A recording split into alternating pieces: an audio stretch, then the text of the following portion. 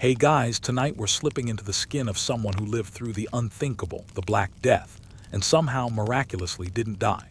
But before you breathe a sigh of relief, let's set the scene. You're lying on a straw-stuffed mattress in a cold, flickering room that still reeks of sickness.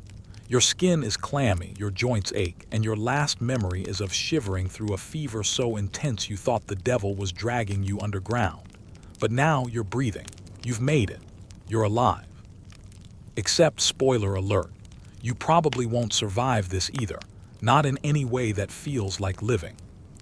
So, before you get comfortable, take a moment to like the video and subscribe, but only if you genuinely enjoy what I do here. And don't forget to drop your location and local time in the comments. Let's see where all our tired travelers are tuning in from. Now dim the lights, maybe turn on a fan for that soft background hum, and let's ease into tonight's journey together. You wake up breathing, yes, but barely. Your body feels like a broken bellows. Every breath whistles in your throat, and your muscles tremble like they've forgotten how to hold your bones together. Outside, the world is silent in a way that doesn't feel peaceful. It feels hollow. No dogs barking, no market chatter, just the wind moving through a village full of shuttered doors and boarded windows. You try to sit up. Big mistake. The ache in your joints shoots down your arms like punishment. There are sores under your armpits, swollen purple lumps that haven't disappeared. They've just dried up, black and crusty like someone dipped you in tar and forgot to rinse. One starts bleeding again. You press a scrap of linen to it and gag at the smell. Across the room, someone else is still. A body. You don't remember when they stopped moving. Maybe 2 days ago, maybe 5. Their skin is blue, bloated. The flies are louder than your thoughts.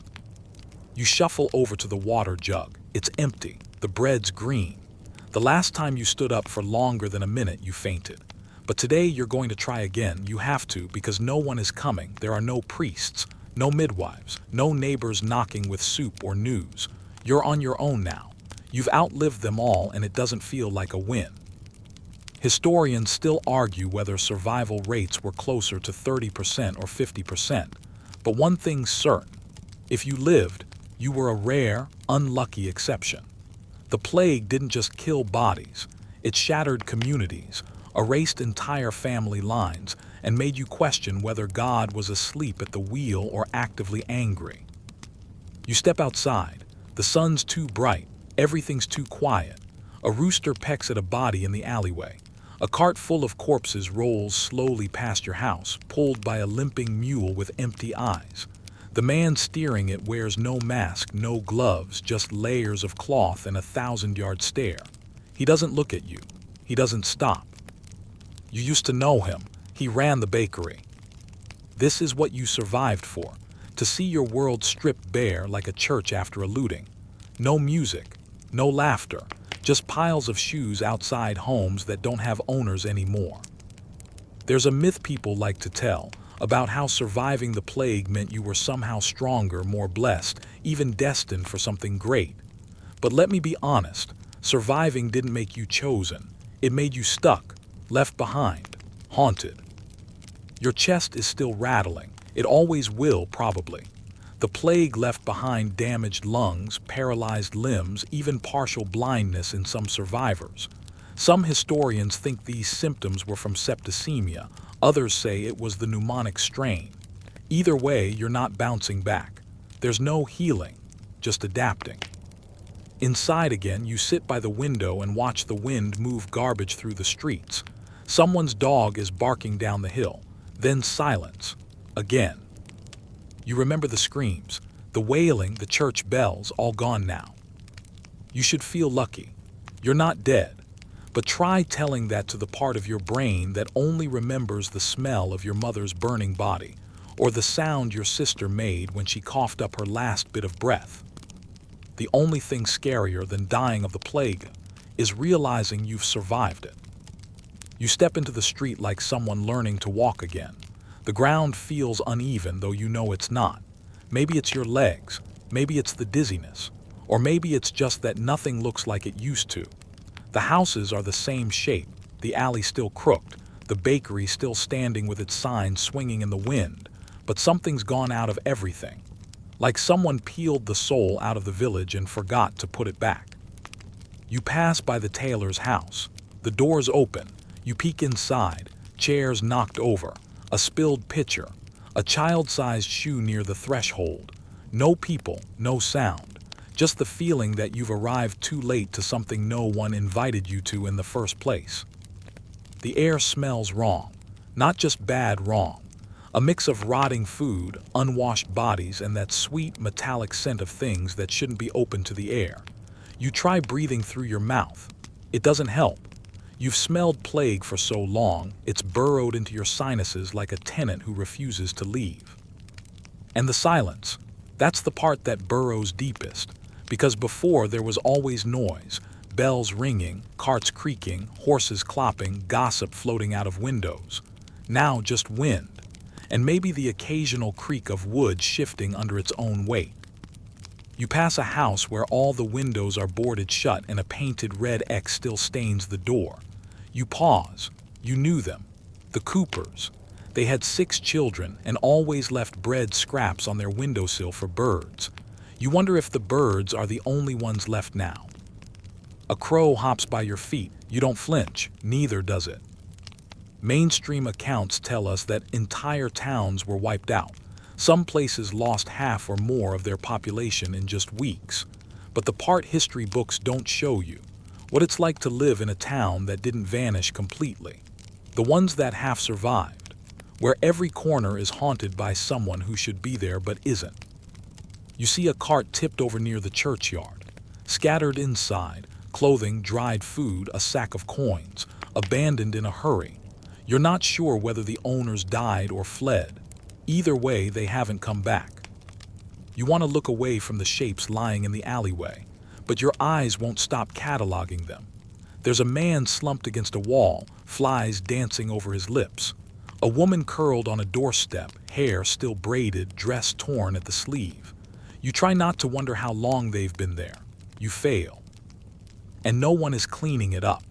No one is closing the shutters or saying prayers or moving the dead, because most of the people who used to do those things are either buried or out of their minds. In some towns, scholars argue, it got so bad that animals began to scavenge from human corpses.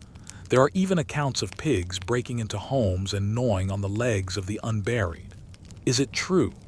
Historians still debate the accuracy, but when you hear a rustling behind a garden fence, you don't wait to find out. You take another breath. You regret it instantly. There's a body half covered in a blanket just off the main path. You recognize the boots. You also recognize the fact that no one has even tried to move them. That's the thing, they're just there, not mourned, not buried, not acknowledged, just part of the scenery now, furniture of a dead town.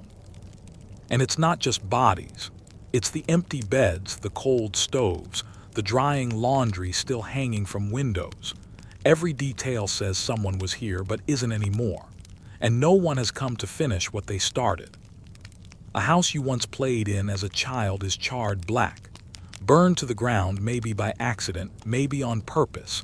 Fires were often set in desperation, either to destroy disease or to ward off whatever spirits people thought had cursed them.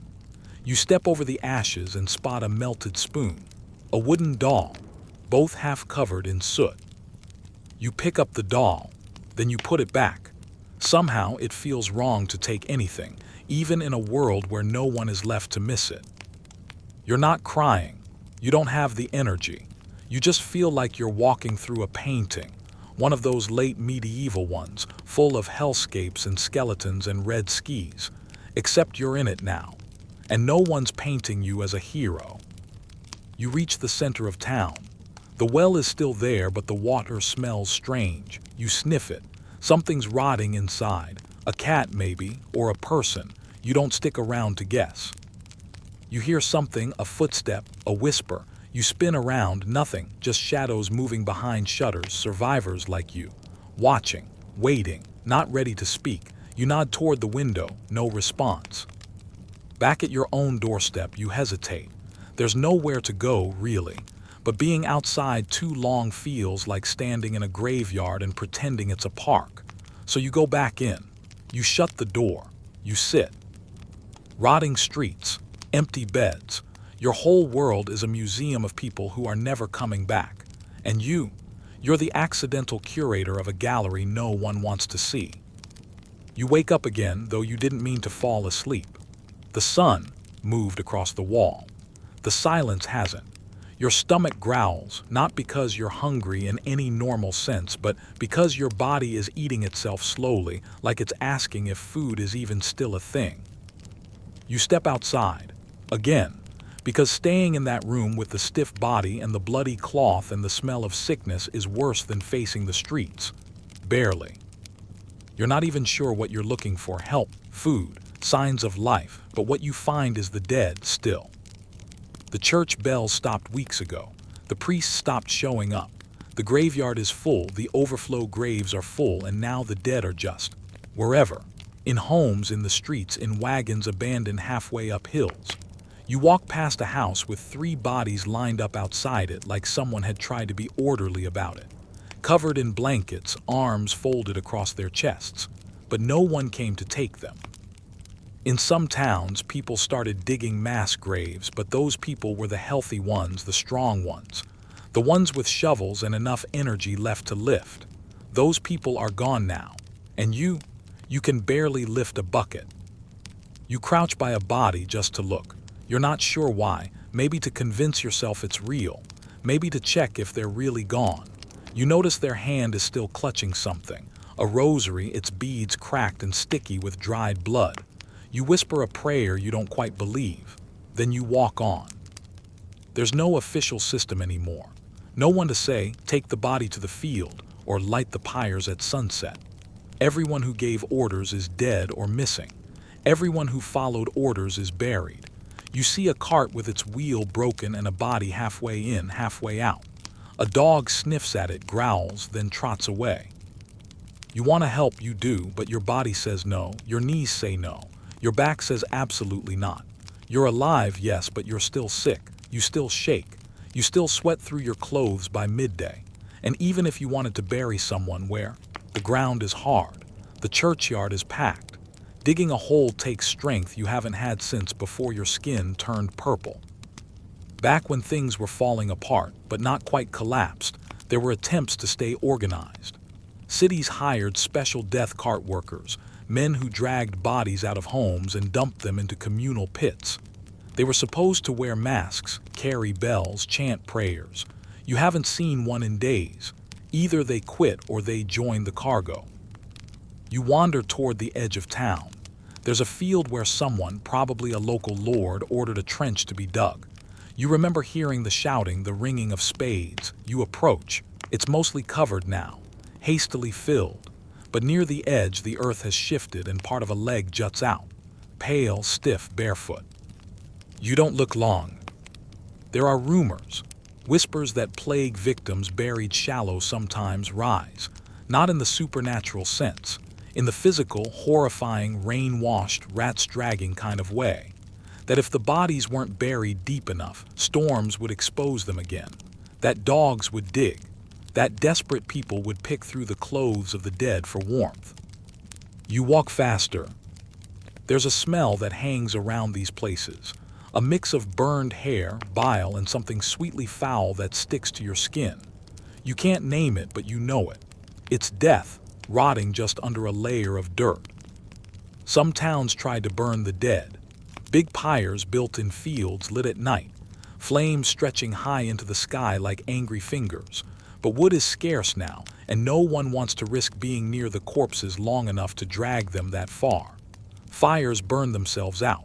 So do people. You trip over something soft. You freeze. It's a body. Still warm. You're not sure. You stare. Your mouth opens, but no sound comes out. Then they move. You leap back so fast your legs buckle. They groan barely. A moan more like a breath than a voice. They're alive, just. You crawl toward them, heart pounding. Their face is swollen, their skin flushed purple.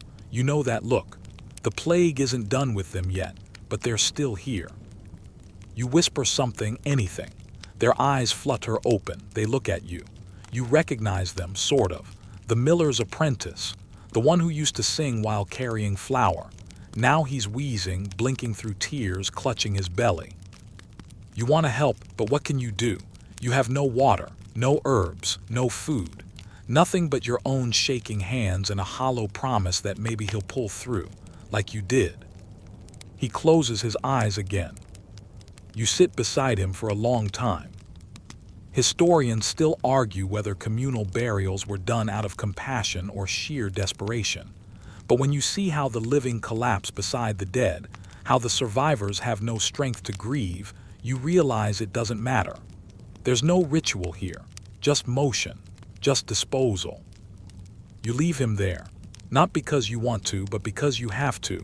You walk home slowly, past the same carts, the same bodies, the same gaping windows that watch you like hollow eyes.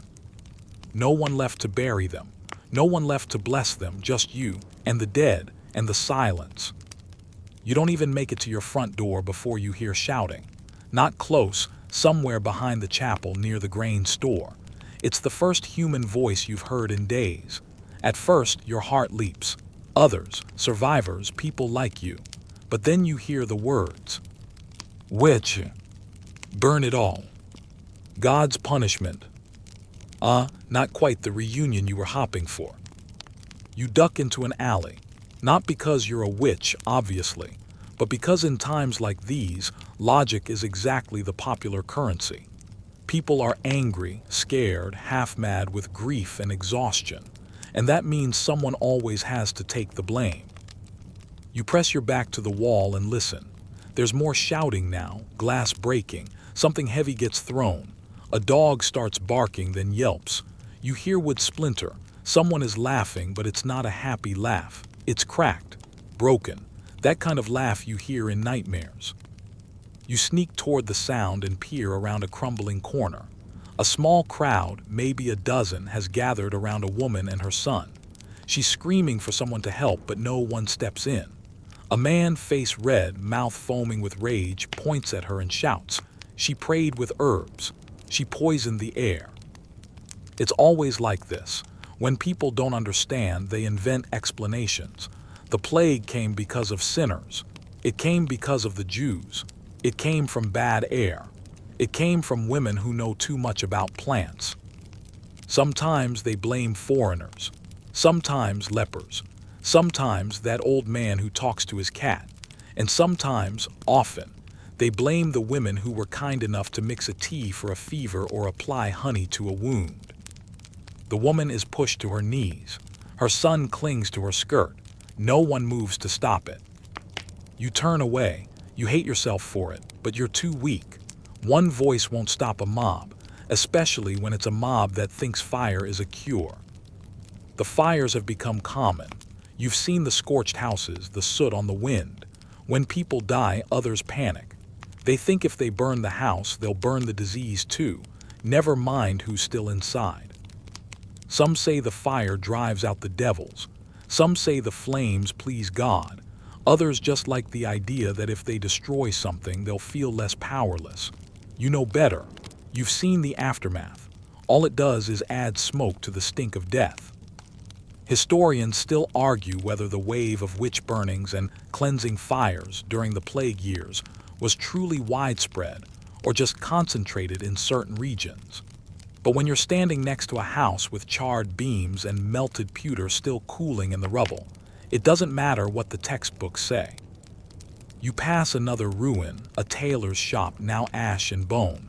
The neighbors said he was cursed. He worked late, didn't attend mass enough, wore too much black. So when his children died first, the whispers started. By the time he got sick, someone had already soaked his door in oil. You hear the church bell ring once, just once, a clang that echoes like an afterthought.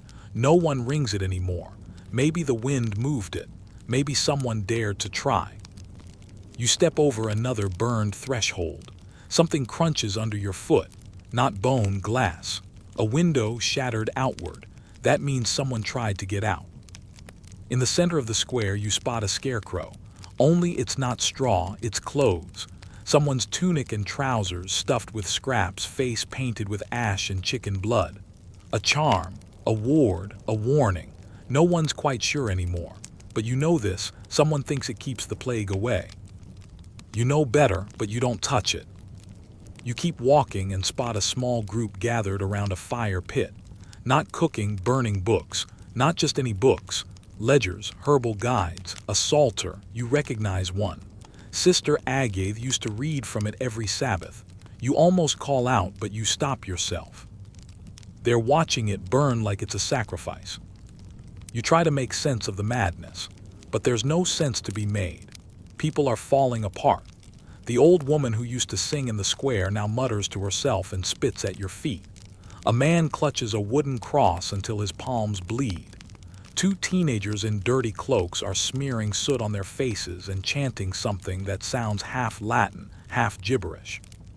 They say it's to keep the plague away. They say it's to bring rain. They say it's what their father did, and he survived. People are inventing rituals faster than they're burying bodies. You head back toward home, but pause when you see smoke rising behind the chapel. Another house, another fire. You recognize the shape of it. That was the baker's house. You remember warm loaves. You remember her laugh. You remember her kids chasing chickens through the street. Now it's gone, she's gone. They said she was a heretic. Or maybe it was just that she didn't share her onions. You're not sure. It all blurs together now, rage, fear, fire. You wonder how long it'll be before someone blames you. You've survived. You walk around. You're not coughing anymore. You still have a full head of hair. That's suspicious, isn't it? You pull your hood tighter. Back at your door, you light a candle and whisper a name. Not yours, not tonight, maybe tomorrow. Outside, someone else shouts. Inside, you try not to listen. Your pantry is empty. Again, you stare into it like it might change, like maybe a loaf of bread will appear out of guilt.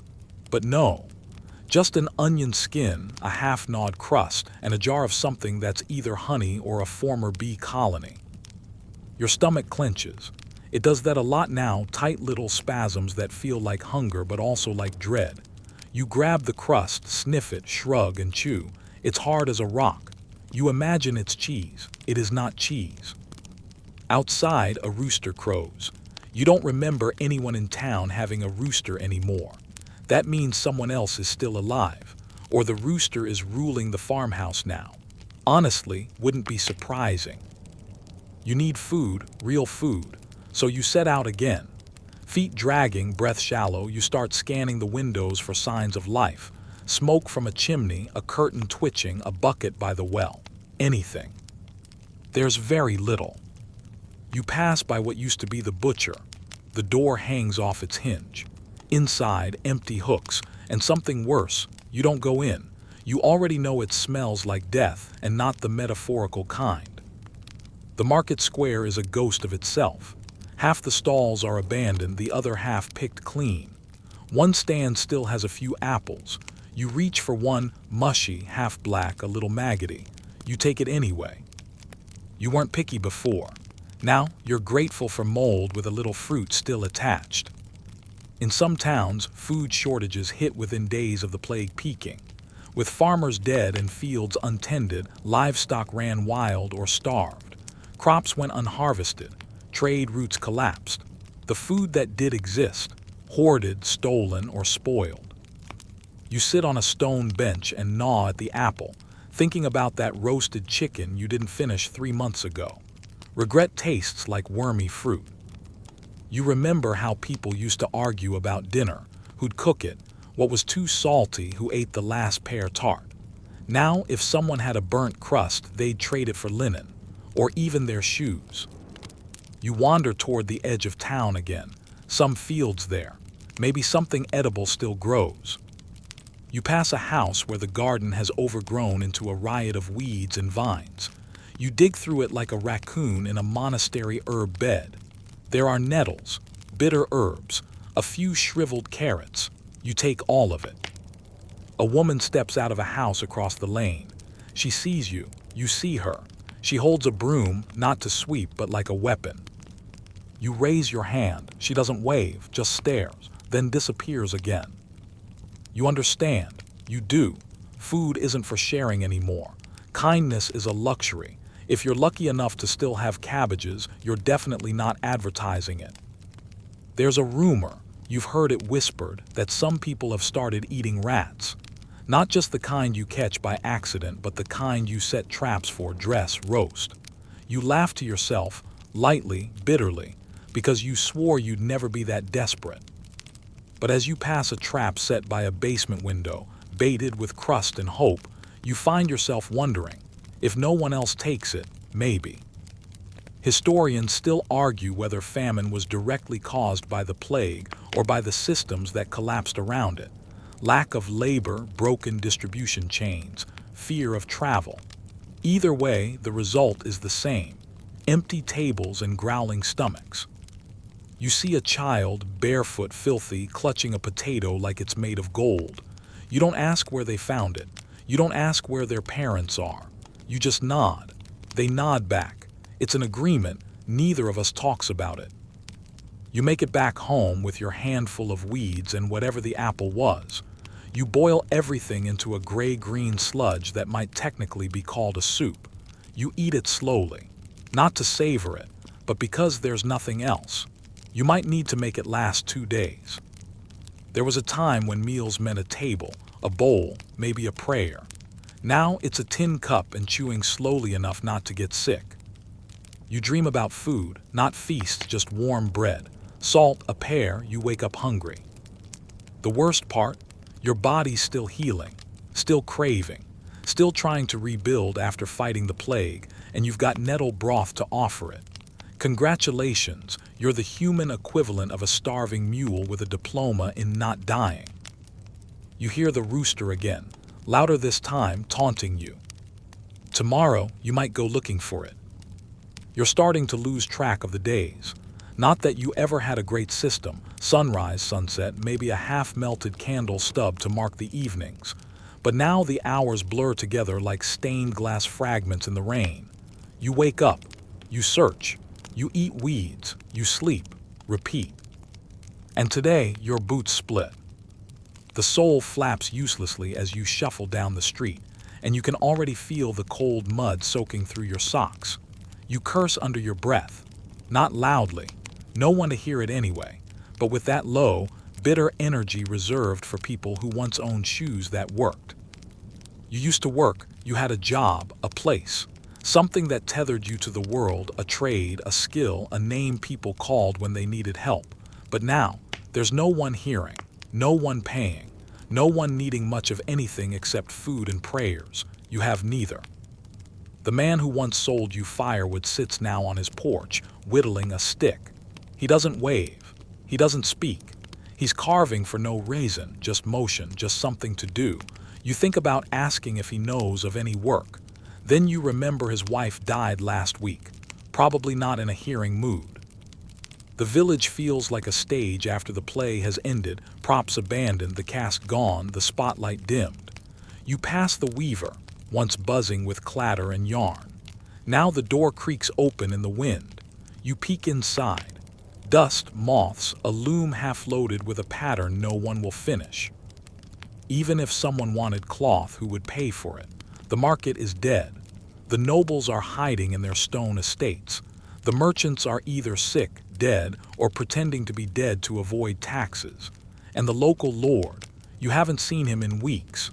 His gates are shut and the guards outside look half-starved themselves. Historians note that with the sudden loss of labor, wages should have increased. Fewer workers meant higher demand, right? In some places, sure, but here, no one's paying anyone anything. Coins are hoarded or buried. Barter rules now, and unless you have flour or strong arms, good luck. You stop by a barn. There's a note pinned to the door, barely legible scrawl, "Take if you must, don't burn." You push the door open. Inside, scraps, tools, a pile of spoiled oats. You take nothing. Someone else may need it more. Or maybe that's just what you tell yourself because your back hurts too much to lift anything. You used to be a cobbler's apprentice, or a scribe, or maybe you mended roofs. You don't quite remember anymore. The work stopped the same week the bells did. And now the economy is a ghost. You could repair shoes, but no one has shoes. You could write letters, but no one sends them. You could fix roofs, but no one pays in anything but thanks and maybe a dried fish if they're feeling generous. You see a boy trying to sell firewood, thin sticks, barely kindling. No takers, he's barefoot. You give him a nod. He nods back. A silent transaction of solidarity. We are both not dead and not thriving. You'd think this would be the part where people band together, help each other, rebuild, find new purpose. But it's hard to build when your hands shake and your ribs poke out, and every knock on the door might be someone asking for food you don't have. Instead, people hide behind locked doors. Trade happens through slits in shutters. A sack of barley for a pair of gloves. A candle stub for a bowl of soup. A cloak for a hunk of cheese. A kindness for silence. You hear two men arguing down the road. Loud voices. One yells, "You still owe me for that pail." The other responds, "And you still owe me a brother." You walk away faster. Some debts can't be paid, and some are just distractions from the grief. In one house, you see someone painting a sign on their door. Untouched, clean, don't rob. You wonder how long that'll work. Desperate people don't respect signs.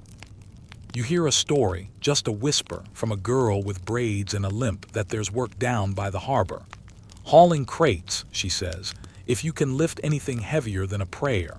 You laugh, then realize you might actually try it, even if your spine protests like an old monk being told to dance. Historians still debate whether the labor shortage truly empowered peasants in the long run. Some claim it led to the slow crumbling of feudalism.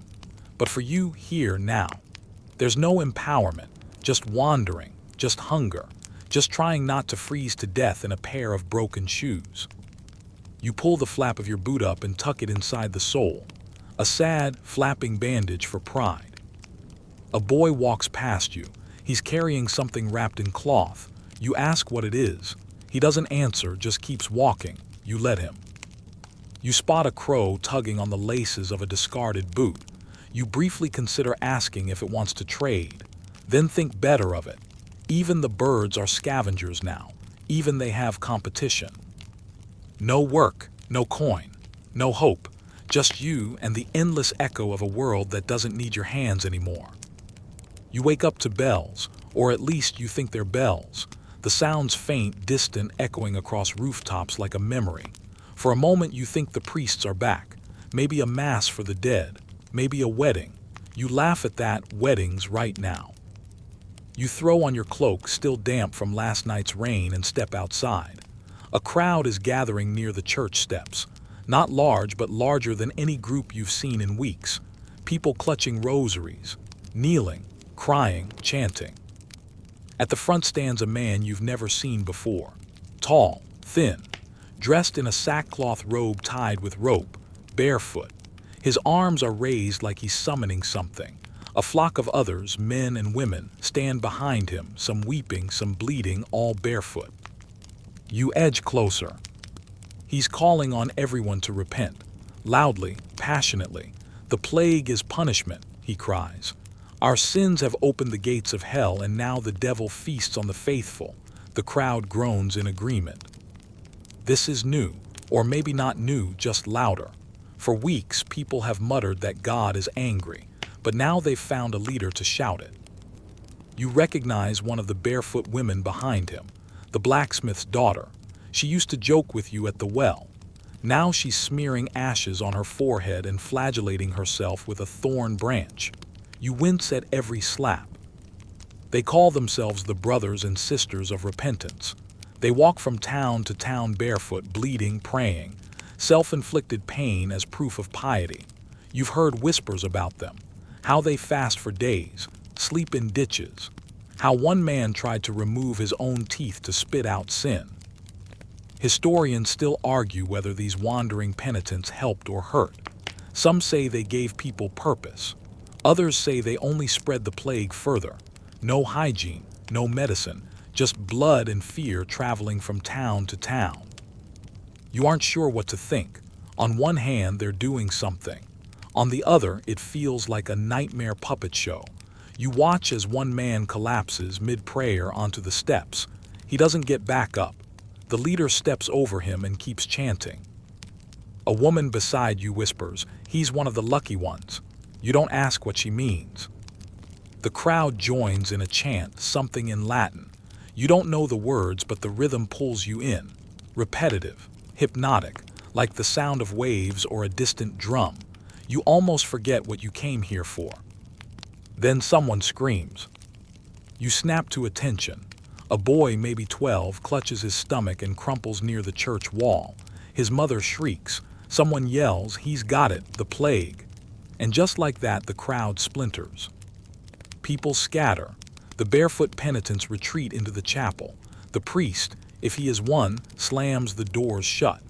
You're left outside with a panicked mob and a boy coughing up blood. You back away slowly. Later that day, you find yourself packing in your room, heart still hammering. You wonder if the priest was right. Did you sin? Did the world sin? Is this all divine punishment? There was a time when you believed things happened for a reason. When you went to church, said your prayers, kissed your mother's rosary for luck. But now you're not so sure. The few priests left in town hide behind doors, muttering scripture. Some refuse last rites. Others disappeared entirely. And still, people pray harder than ever. You've seen villagers crawl to the chapel on their knees, sobbing, pleading for mercy. You've seen women fast until they fainted. You've seen crosses burned, kissed, then burned again. You remember a friar who used to bless your forehead every Sunday. One day you found him weeping behind the chapel, clutching a severed hand. His own. You didn't ask. He didn't notice you. It's strange how grief turns to superstition, how quickly rituals unravel into desperation. You've seen people hang amulets made of bird bones in their windows. Others paint stars on their doors to ward off death. One woman keeps a jar of leeches in her pantry, not for medicine, just in case. You try to sleep that night, but the chants echo in your skull. Barefoot processions, blood on the church steps, a boy coughing red. You dream of a cross, taller than a tree, on fire. The next morning, someone painted a warning on your door. Confess. You scrub it off, slowly, carefully, like it might burn you. You're starting to notice something strange. It creeps in slowly, like the fog that rolls down the hills before dawn, so soft you hardly register it at first. People are looking at you differently. You've survived the plague. That makes you suspicious. It begins with whispers. You pass by two women drawing water and their voices dip. One crosses herself, the other spits. When you enter the baker's stall, what's left of it anyway, the girl at the counter refuses to touch your coin. She nudges a stale loaf toward you with a stick as if you're diseased. You nearly laugh. If you were diseased, it'd be too late already. But this isn't about infection. It's about fear, and fear needs targets. Historians still argue whether medieval survivors were shunned universally or only in certain towns, but plenty of records suggest it wasn't uncommon. If you didn't die, maybe you'd done something. Maybe you bargained. Maybe you brought it in the first place. A child points at you on the street and asks, "Why didn't they die?" His mother yanks him away. You want to shout, "I wish I had." You don't. Instead, you walk home, ducking your head, clutching your loaf like contraband. And you start thinking, maybe you were lucky. Maybe you were cursed. Either way, you're clearly not normal anymore. Then come the accusations. The first one's almost comical. An old woman claims you boiled herbs too loudly last Tuesday, and that unnatural healing is clearly the work of the devil. But then, others join in. They say they saw you talking to the stray cats that survived. One man claims he heard you humming in Latin. You haven't even been humming. Soon you get summoned to the town square, not formally, just a loose circle of villagers who want a conversation. They ask you questions with no right answers. Why didn't your sister make it, but you did? Why did your fever break on the same night the well ran dry? Why do animals seem to follow you? You look down. There's a dog at your feet. Of course there is. You murmur something about God's mercy and try not to sound smug or terrified. It's a tightrope walk, too humble and they think you're hiding something, too confident and you're a witch. That word's not a joke anymore. Some of the women who have survived, especially the older ones, are being watched more closely. One was found burned in a field last week. They said she kept a notebook of moon timings. You've seen it. It was a gardening journal. You find yourself rehearsing your own alibi in your head, where you were, what you ate, what prayers you said. You start pretending to cough when you walk by crowds just so they don't think you're too healthy. Being sick was hell, but being well in a dying world might be worse. One night, a man you don't know knocks on your door. He looks wild-eyed, desperate. He begs you to do whatever you did to save his wife. You tell him you did nothing. He doesn't believe you. He leaves crying. You stand in the doorway long after he's gone, staring at your hands like they might glow. A fringe belief has taken hold in some corners that survivors are marked, blessed by God, or chosen by something darker. Some want your advice, others want your blood, literally. One woman asks if she can mix a drop into a tincture for her baby. You say no. She hisses like you've cursed her. You start keeping your shutters closed, your door locked. You sleep with a knife near your straw mattress. You stop going to church. That only makes the whispers louder. There's a strange loneliness in being feared. You thought surviving would be the end of your suffering. But this is exile. You live in the same town, breathe the same air, but you're on the outside now looking in. Your reflection in the water looks unfamiliar. Eyes too sharp, face too lean, like someone who's lived through something that no one else can understand. And maybe that's exactly it. Survival is alienating. You walk the streets alone. You bury the dog when it dies of something that's not plague, but no one will touch it. You stop singing to yourself. You stop talking unless you have to. Once you were part of something, family, routine, community. Now you're a ghost in a body that stubbornly didn't die. You start dreaming of ash. Not fire, just the aftermath, soot drifting through the air like snowflakes, settling on rooftops, into mouths, onto the tips of your eyelashes. In the dream, your town is silent, hushed under a blanket of gray. When you wake, it's not much different. Because now it's not just plague that's killing people, it's famine. Crops haven't been tended for weeks. In some places, months. The fields outside the village lie wild and abandoned, half sown in spring, choked by weeds in summer. The farmer's son who once offered you radishes is gone. The granaries were already running low and now they're guarded like treasure chests. You hear of people stealing flour from a widow's windowsill, people getting caught, people disappearing. Hunger, unlike plague, doesn't hide. It shrinks the belly, draws the cheeks, weakens the knees. You feel it creeping into your bones. You try to stretch what little you have. Boil scraps of dried root in rainwater. Eat a bird's egg raw. One night, in desperation, you chew on the leather cord from your old shoes. You tell yourself it's just for the texture. You tell yourself you're not losing it. You've never thought so much about food in your life. Some towns have started bartering again, but it's twisted. 3 onions for a blanket, a candle for a button, a prayer for a crust. A man with a half-rotted apple becomes a king for an hour. You hear talk of cannibalism in the next county. You pray it's just talk. Historians still debate how widespread it really was. Some say it was rare. Others claim it was the final breaking point in some isolated communities. You don't want to know. What you do know is that famine feeds paranoia. You see it in the way people hoard scraps, in how they glare at strangers walking near their gardens, in how they blame each other for their empty cupboards. You watch 2 boys fight over a turnip. One bites the other's ear clean off. There's no justice now, no guards, no courts, only hunger. And then winter comes. The cold makes everything worse. Water freezes in the bucket. Your breath fogs in front of your face before you can speak. The air stings. Even hunger dulls, it becomes a soft, persistent ache under the sharp reality of frostbite. Wood is scarce. Most of the trees near town have been stripped bare. People start breaking down furniture, doors, fences.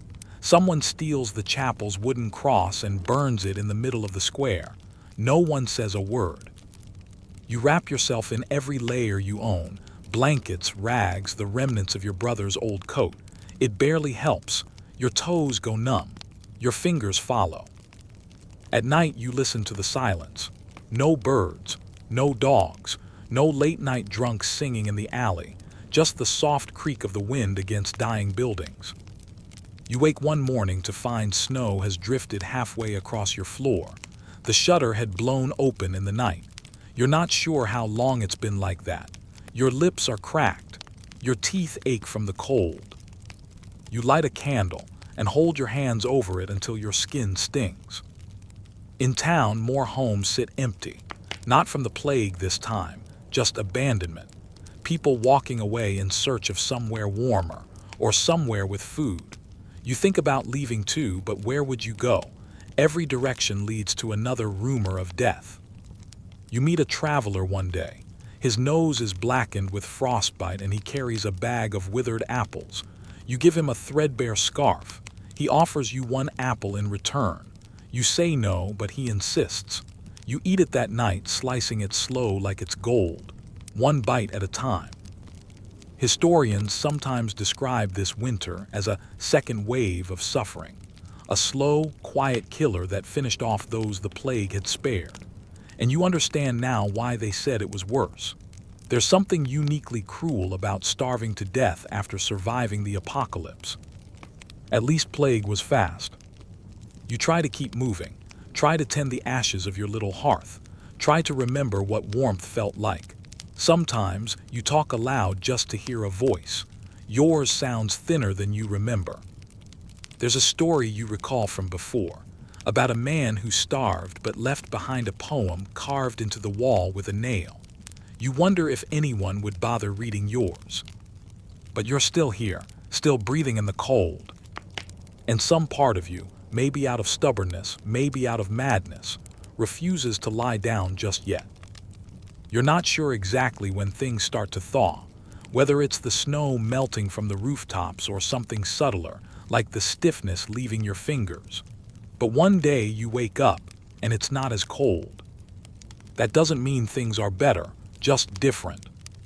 The famine hasn't truly passed, but green shoots poke out of the earth again. The trees wear a fragile coat of new leaves. You walk outside and find a patch of nettles.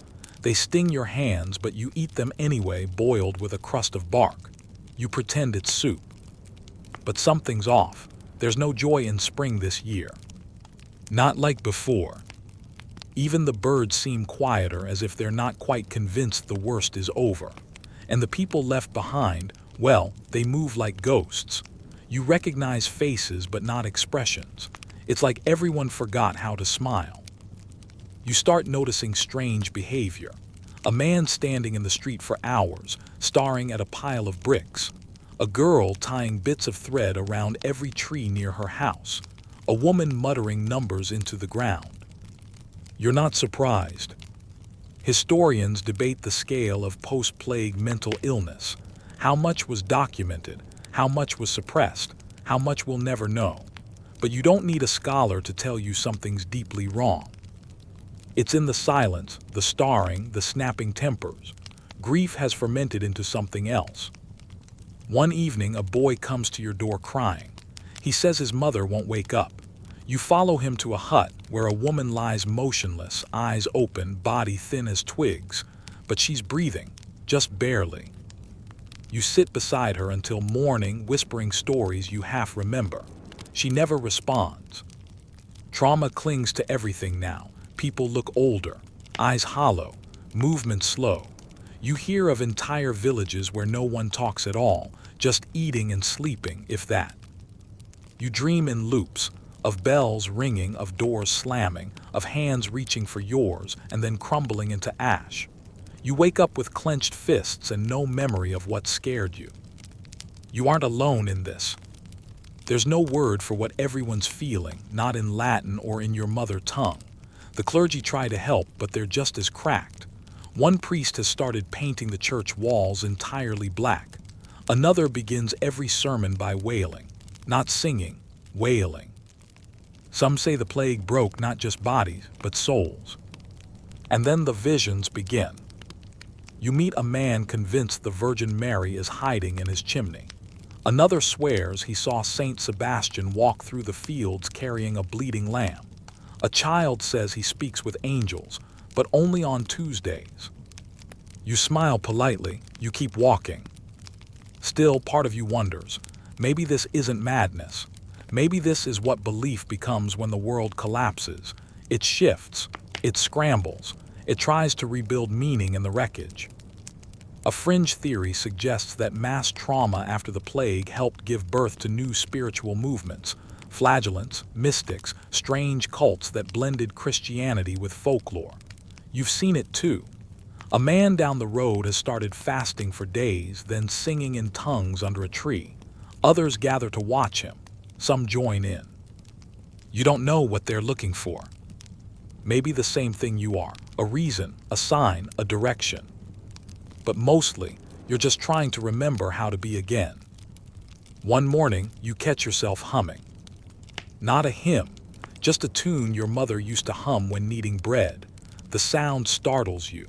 You look around as if someone might have heard. Then you keep going. A widow gives you seeds, cabbage maybe, the packets unmarked. She tells you to plant them not for food but for habit, for the rhythm, for something to do with your hands. You do. Not because you expect anything to grow, but because she's right. Routines matter now. Little ones. Tiny rituals of survival that remind you you're still a person. You sweep your floor, you warm your water, you mend a sock, even though it's beyond hope. People begin speaking again, awkwardly stilted. You trade a needle for a loaf. You help patch a roof. You even laugh once, sharp and sudden and a little scary. A man nearby starts keeping a written list of who's still alive. It's short, but it's something. Life isn't life yet, not really. But it's not entirely death either. And after everything, that's a start. You blink in the sunlight and realize it's the first time in weeks you haven't shivered. The frost is gone. The nettles have thickened into real greenery. You pass a goat in the street and laugh when it bleats at you. It sounds like it's yelling. Life, in its weird way, is returning. But not everyone is thrilled about the return to normal. Because here's the awkward truth. Survival came at a cost. Not just physical, not just emotional, social. The plague rearranged everything, and now the survivors are living in a world with fewer rules, fewer people, and, unexpectedly, more opportunities. For a moment, you think you might even rise up in the world. Your landlord died months ago, and no one's claimed the property. The market stalls are unguarded. Even the village constable has mysteriously stopped showing up. And yet, someone always wants to fill the vacuum. You soon notice newcomers, nobles, soldiers, men with polished boots and authoritative scowls. They talk about restoring order, reclaiming noble holdings, reinstituting taxes. They carry parchments with seals and wax and lots of words no one here can read. So much for freedom. One man claims your house now belongs to a duke you've never heard of. Another takes the last of the grain you and your neighbor tried to store away. A young woman who tried to speak out disappears. People nod, lower their eyes, and carry on. Historians often argue over how much the plague disrupted feudalism. Some say it was the beginning of its decline. Others argue the lords tightened their grip even harder. What you feel? A weird mix of both. Like the rules changed, but nobody knows which version we're playing now. A few villages start resisting, quietly. They pretend not to hear royal decrees. They give fake names when census takers arrive. You do the same. It feels like petty rebellion, but even that's dangerous now. More soldiers arrive. You hear of a group of survivors burned out of their homes, for refusing to pay a death tax. Another town forced to give up half its labor force to rebuild a noble's crumbling estate. The world is rebuilding, but not for you. The people in charge want everything to look like it did before. They want their peasants obedient, their fields tilled, their coffers full. They act like the plague was just a temporary inconvenience, a bump in the divine order. You know better. You saw the bones stacked in charnel pits. You smelled the rot in the churchyard. You listened to children cry themselves hoarse waiting for food that never came.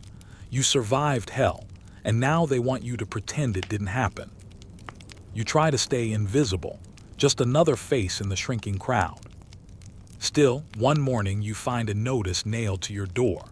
All tenants must report for reassessment. Reassessment means one thing: they want to make sure you're paying them enough. They want numbers, measurements, bodies. You rip it down, but you know someone saw you do it. Later you hear horses. You hide. This is the part of survival no one talks about. The part where you didn't die, but the people who used to control your life didn't die either. And now they're trying to control you again, only harder, with fewer smiles and more swords. You begin to dream of leaving, really leaving, walking west, finding a pocket of land where no one cares who owns what, where you can just breathe.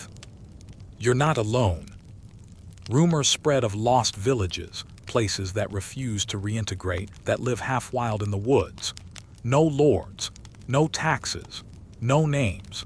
Historians debate whether these communities were real or just fantasy, utopias imagined by desperate minds. You hope they're real. You need them to be real. You pack a small satchel, just enough for a few days. A bit of salt, some hard cheese, a candle stub, the map you sketch from hearsay.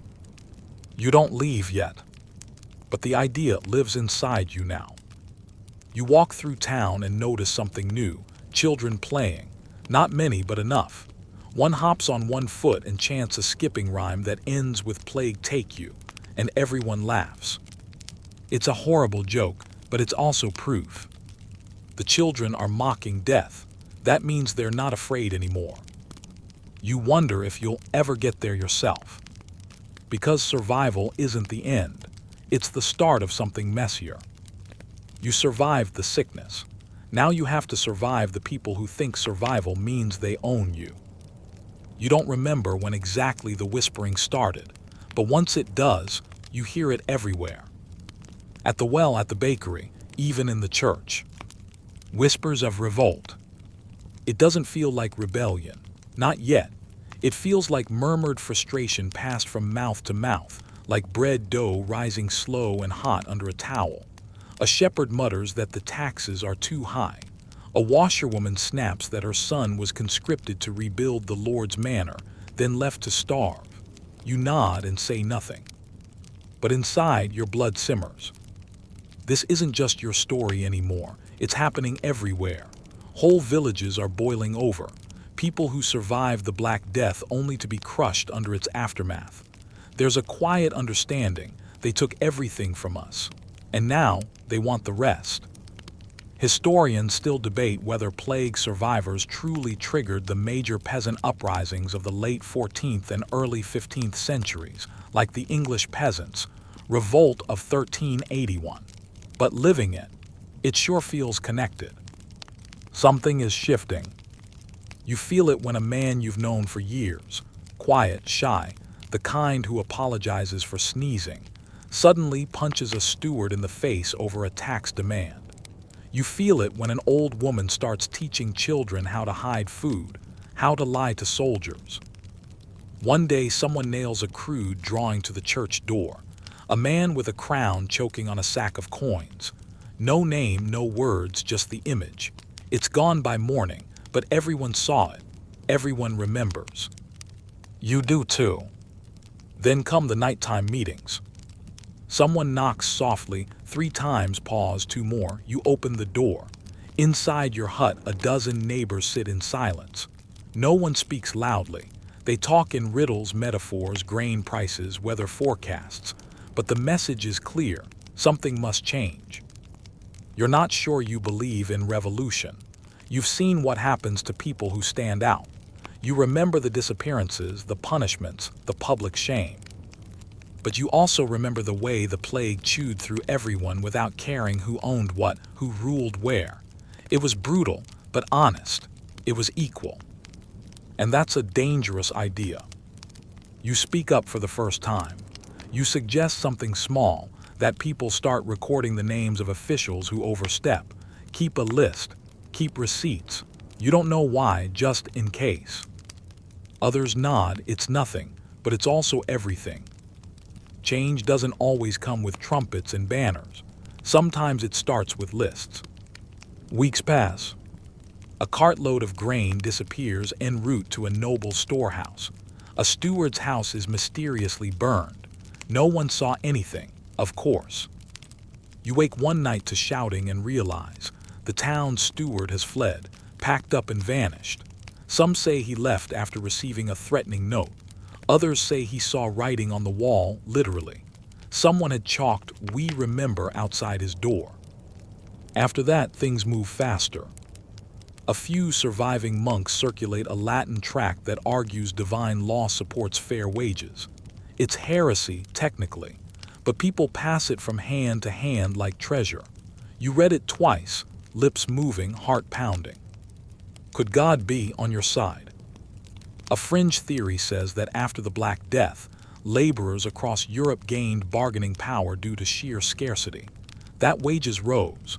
That mobility increased. That peasants started to walk away from manors entirely. That's what you dream of now, walking away. Not in secret, not in fear. Just leaving. One evening, a group of you meet at the edge of town. You don't say goodbye, you don't cry, you just walk. A few possessions, a goat, a girl carrying seeds in her apron. You don't know where you're going. But it's not here. The air tastes different outside the boundaries of your old life. It tastes like bark and smoke and dew. You sleep under stars and cook over stolen twigs. You pass ruins and burned chapels, abandoned estates and fields where no one's dared return. There's a word whispered among your group, commons. A place owned by no one, or maybe everyone. You haven't seen it yet, but you will. Because now, survival isn't just about not dying. It's about choosing how to live. And you've decided, you're done begging for scraps. You're going to plant something of your own, even if it means starting in the dirt. You dig your first furrow with a bent piece of metal and a prayer. The ground is stubborn, clay clings to your fingers and your back aches before the sun even crests the trees, but you don't stop. No overseer shouts orders. No lord counts your labor. The silence is strange, holy even. You and the others have found an abandoned plot nestled between forest and stream. No records claim it, no noble banner flies nearby. Just an old well half collapsed and the bones of a cottage. You patch the roof with straw and mud. You plant onions. You smile at nothing. And still, you look over your shoulder. Because it's not just disease or winter you fear now, it's being noticed, found, reclaimed like property. You're a survivor, yes, but you're also fugitive from the very world that let the plague consume so many. Historians still argue whether these post-plague communes truly thrived. Some say they fizzled out, that lords and kings eventually tracked them down and dragged them back under the boot. Others believe some survived in secret for generations, out of reach, out of records. You hope the latter, you need the latter. You keep your head down and work. Every day new hands arrive. Word spreads like a wind across the hills. A shepherd, a runaway nun, a boy who pretends to be mute.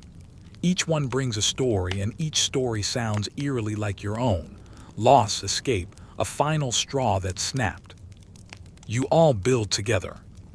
Someone raises chickens. Someone else digs a clay pit and fires crude pots. A beekeeper appears out of nowhere, swearing she once kept hives for an earl. She laughs when you ask what an earl smells like. Like old money and spoiled milk, she says. You don't know if it's true. You don't care. It's funny, and it makes the onions grow faster. One night, as stars shimmer above and the fire crackles low, someone begins to hum a tune. Others join in softly, until the dark is filled with this strange, hopeful harmony, half melody, half memory. This isn't rebellion. Not anymore. This is reclamation. You reclaim what they stole: peace, purpose, joy. You reclaim your name, or better yet, you make a new one. One that isn't tied to tax rolls or censuses or manorial records. Out here, you don't have to be who you were. And for the first time, the weight of survival starts to lift. You laugh more, you sleep deeper, you eat things that aren't just not moldy. Your body fills out again. Your face loses its gauntness. You start to feel human. But there are still signs. Once, while foraging, you spot fresh horse tracks in the mud.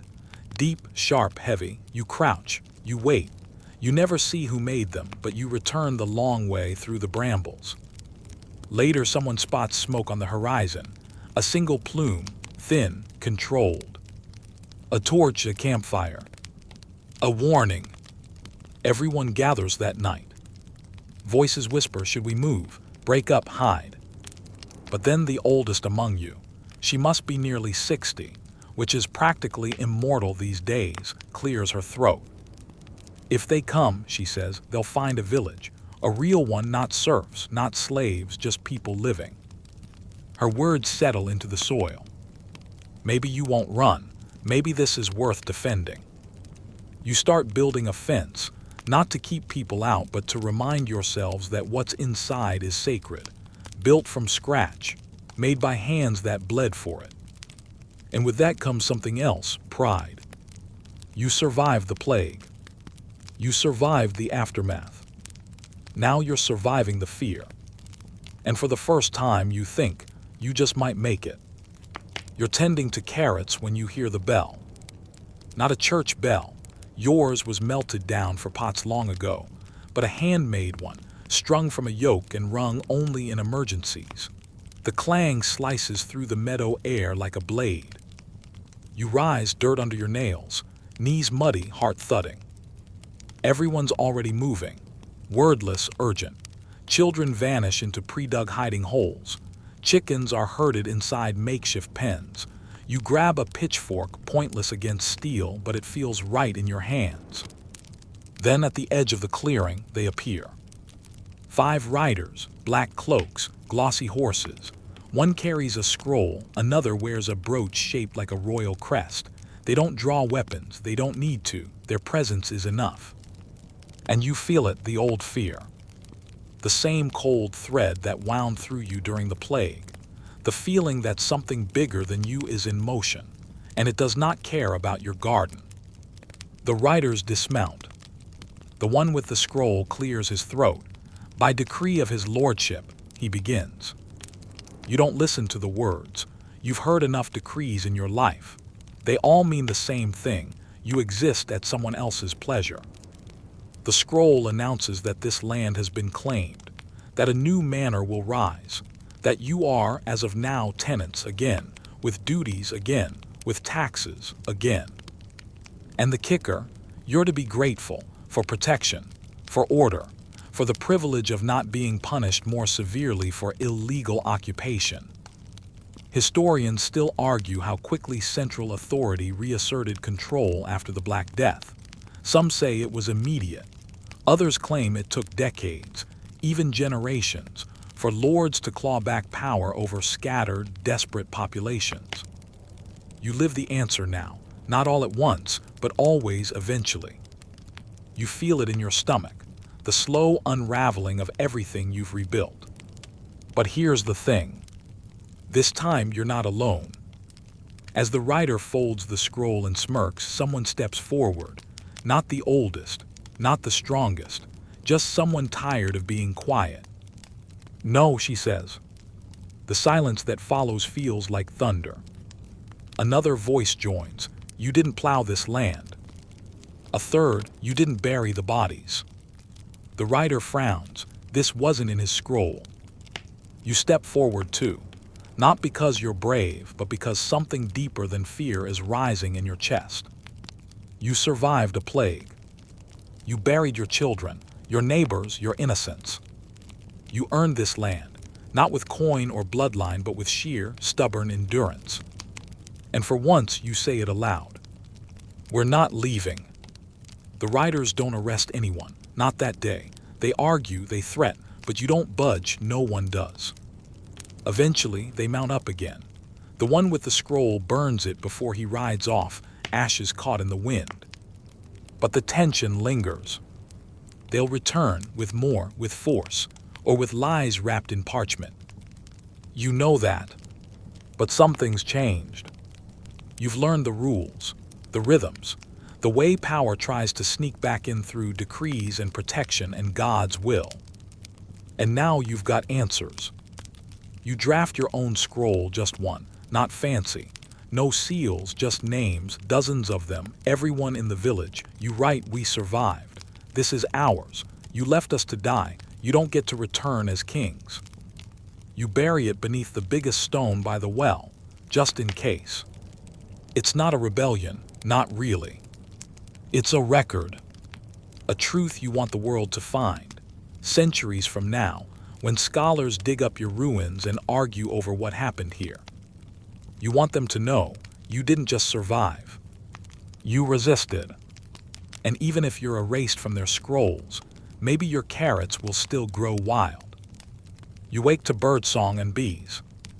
Not alarms, not bells, not coughing or crying or the creak of wheels carrying away bodies. Just the slow, sun-warmed hum of a life finally lived. You stretch, joints cracking, and smile before you remember you're supposed to be worried. About food, about weather, about the rider who promised to return, about the 1,000 ways this piece could crack like thin ice. But none of those things greet you this morning. Only the smell of baking rye and someone nearby laughing, really laughing, like there's no memory of plague clawing through villages, no shadow of death over every dinner table. The plague didn't kill you, but it killed the world you were born into. And that's its own kind of ghost. Because surviving means carrying the weight of those who didn't. Every decision you make now feels like it echoes through time. What will you teach your children? What stories will you choose to pass down? Historians still argue whether these plague survivors were a broken generation, traumatized, fatalistic, suspicious, or a reborn one, unshackled by feudalism, ready to reshape the world. But as you sit with your crude clay mug of nettle tea, watching 3 kids chase a dog made of leftover rags, you suspect both are true. You are broken. You are reborn. The village, your village, has changed. The fence is now a wall, not high but symbolic. It wraps like an embrace, not a prison. Inside, the houses stand taller, straighter. Someone carved a rooster into the new doorpost of the longhouse, and it makes everyone laugh. A rooster, in a world once ruled by lions and dragons. You grow new crops now, peas, barley, herbs the old nun swears ward off evil. You no longer measure your wealth in coins, but in shared meals, dry firewood, and who brings the best jokes to the table. You all still whisper when you speak of the outside world. Of lords, of borders, of taxes that could return. But now there are plans. The potter is bartering with other communes. Someone smuggled in a page from a banned book, and people take turns reading it like it's scripture. It says strange things like liberty and consent, words that, in another life, would have gotten you executed. Now they make you hopeful. You remember what it felt like to bow. And you decide your children never will. Tonight, after a meal of root stew and dried apples, you gather by the fire.